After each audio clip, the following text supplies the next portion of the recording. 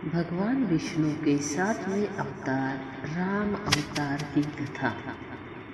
पौराणिक कथाओं के अनुसार एक बार सनकादिक मुनि भगवान विष्णु का दर्शन करने के लिए वैकुंठ आए। उस समय जय और विजय नाम के दो द्वारपाल पहरा दे रहे थे। जब सनकादिक मुनि द्वार से होकर जाने लगे तो जय विजय ने हंसी उड़ाते हुए रोक लिया। क्रोधित होकर सनकादिक मुनि ने उन्हें 3 जन्मों तक राक्षस कुल में जन्म लेने का श्राप दे दिया। क्षमा मांगने पर सनकादिक मुनि ने कहा कि तुम 3 जन्मों के बाद तुम्हारा अंत भगवान विष्णु ही करेंगे। इस प्रकार 3 जन्मों के बाद तुम्हें मोक्ष की प्राप्ति होगी। इस प्रकार पहले जन्म में जय विजय ने हिरण्यकशिपु और हिरण्याक्ष के जन्म में जन्म लिया और भगवान विष्णु ने नरह अवतार लेकर इनका अंत किया।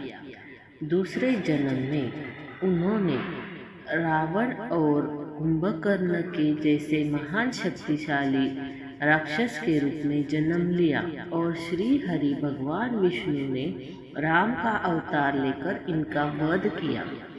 तीसरे जन्म में दोनों ने शिशुपाल और दंतवक्र के रूप में जन्म लिया और भगवान श्री कृष्ण ने इनका वध किया। वही दूसरी कथा के अनुसार मनु और शतरूपा को भगवान विष्णु ने वरदान दिया था, जिसके कारण इन्हें धरती पर राम का अवतार लिया। पौराणिक कथाओं के अनुसार मनु और उनकी पत्नी शतरूपा से ही मनुष्य जाति की उत्पत्ति हुई। इन दोनों पति पत्नी के आचरण बहुत ही अच्छे थे। वृद्ध होने पर मनु अपने पुत्र को राजपाट देकर वन में चले गए। वहीं जाकर मनु और शतरूपा ने कई हजारों सालों तक विष्णु को प्रसन्न करने के लिए तप किया। कहा जाता है कि कई हजार सालों तक मनु और शतरूपा ने सिर्फ जल ग्रहण किया था। मनु और शतरूपा के तप से प्रसन्न होकर भगवान विष्णु उनके समक्ष में प्रकट हुए और उनसे वरदान मांगने को कहा। मनु और शतरूपा ने श्री हरि से कहा कि हमें आपके समान पुत्र की अभिलाषा है। उनकी इच्छा सुन श्री हरि ने कहा, संसार में मेरे समान कोई और नहीं है, इसलिए तुम्हारी अभिलाषा पूरी करने के लिए मैं स्वयं तुम्हारे पुत्र रूप में जन्म लूंगा। कुछ समय बाद आप अयोध्या के राजा दशरथ के रूप में जन्म लेंगे और शतरूपा माता कौशल्या के रूप में आपकी पत्नी होगी। उसी समय में आपका पुत्र बनकर आपकी इच्छा पूरी करूंगा।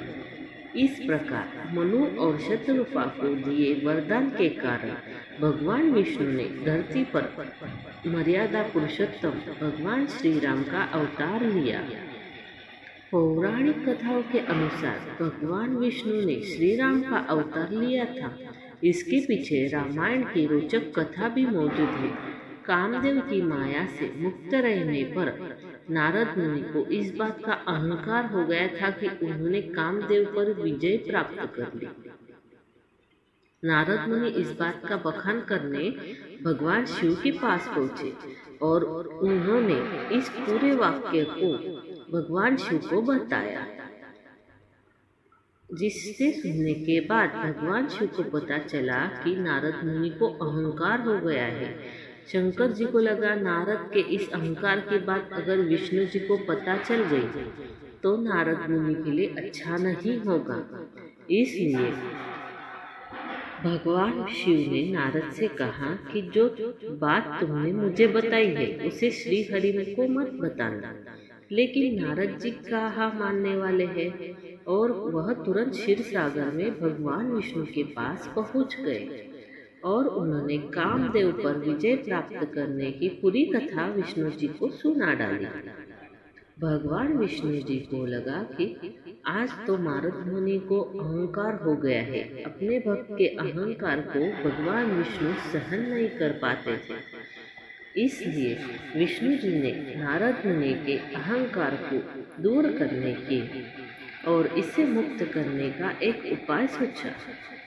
जब नारद जी वैकुंठ से लौट रहे थे तो रास्ते में उन्हें एक सुंदर महल और समृद्ध नगर दिखाई दिया, जिसे भगवान विष्णु ने अपनी माया से रचाया था।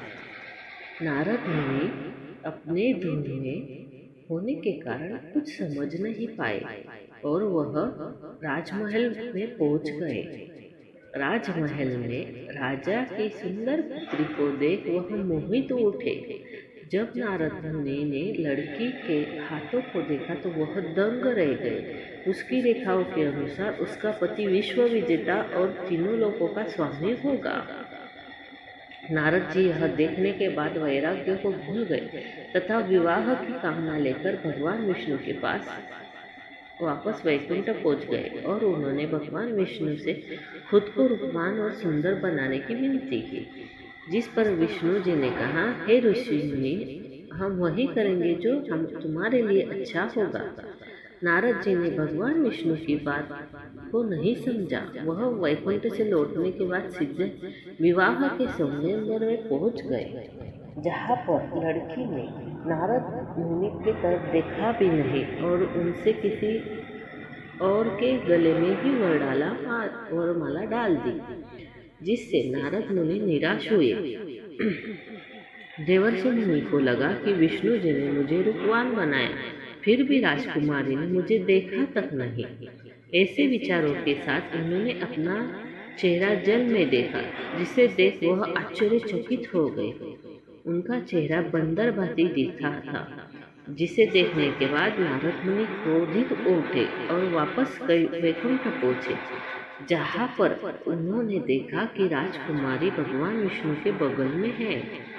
जिस पर क्रोध में आकर नारद ने विष्णु जी को भला बुरा कहा और श्राप दे डाला कि जिस प्रकार आपने बंदर के समान मेरा मुख बनाकर मेरा उपहास कराया है, मैं भी आपको शाप देता हूँ कि आप पृथ्वी पर मनुष्य के अवतार पर जन्म लेंगे और बंदरों से मदद लेना होगा। साथ ही जिस प्रकार मुझे एक स्त्री से दूर रखा है, ठीक उसी प्रकार आपको भी एक स्त्री का वियोग सहना पड़ेगा। नारद मुनि के इस श्राप के कारण भगवान विष्णु ने धरती पर मर्यादा पुरुषोत्तम भगवान श्री राम के रूप में अवतार लिया। दोस्तों, तो ये थी भगवान विष्णु के 7वें अवतार राम अवतार की कथा। आपको ये कथा अच्छी लगी हो तो हमारे चैनल को लाइक, शेयर, सब्सक्राइब जरूर करें। धन्यवाद। हर हर महादेव।